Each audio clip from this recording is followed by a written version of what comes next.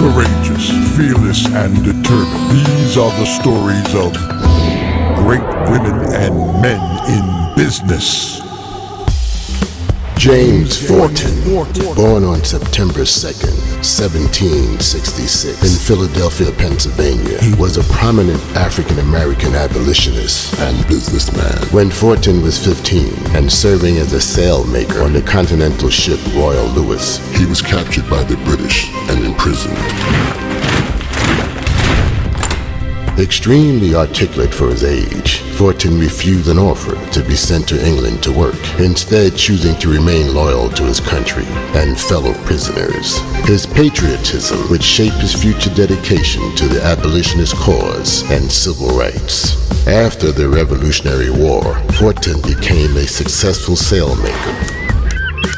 Fortin established a highly profitable sail loft restaurant which employed both black and white workers in 1798. Businessman and abolitionist James Fortin. Entrepreneur and philanthropist Clara Brown was known as the Angel of the Rockies. Being enslaved for much of her life, she was freed by her owner, George Brown, upon his death. Her husband and children were sold to different owners when she was still enslaved. At the age of 56, Clara moved to Colorado, becoming its first black settler there. She worked countless hours as a laundress, a cook, and a midwife, and then she invested her earnings in properties and mines. She used her wealth and played a significant role in helping formerly enslaved people during the Colorado Gold Rush. However, Clara never stopped looking for her husband and her daughter. She traveled extensively, placing advertisements in newspapers and asking anyone she met for information about her loved ones. Then, in 1882, after 47 years, Clara was finally reunited with her daughter, Eliza Jane. Her Colorado Hall of Fame story is a testament to resilience, generosity, and the impact one person can have on an entire community. And that is Clara Brown. Barney Lancelot Ford, born on January 22, 1822, was a remarkable figure in American history. Born into slavery in Virginia, he escaped and became a successful entrepreneur in Colorado. Ford faced racism, war, and unscrupulous business partners, but he persevered and established several successful businesses by 1860, including barbershops, restaurants, and hotels.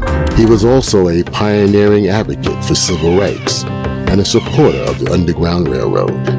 A stained glass portrait of him still resides in the House chamber of the Colorado State Capitol. Barney Lancelot Ford.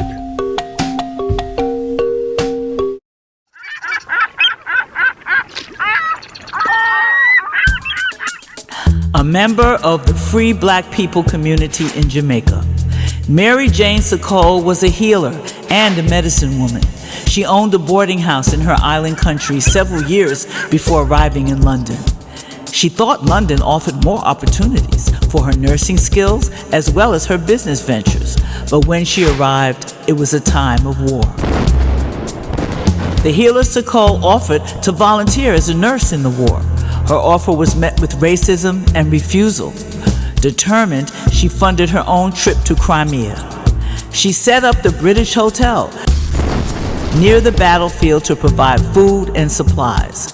She was a doctor and a mother to wounded soldiers while running her other businesses, a combination of a hospital, a canteen, and a general store it was. If that's not enough, during the California Gold Rush, she traveled to Panama and set up a store and hotel there as well. Her contributions were largely forgotten until recently. She was voted the greatest black Brit in a 2004 poll. Pioneering nurse and businesswoman, Mary Jane Sokol.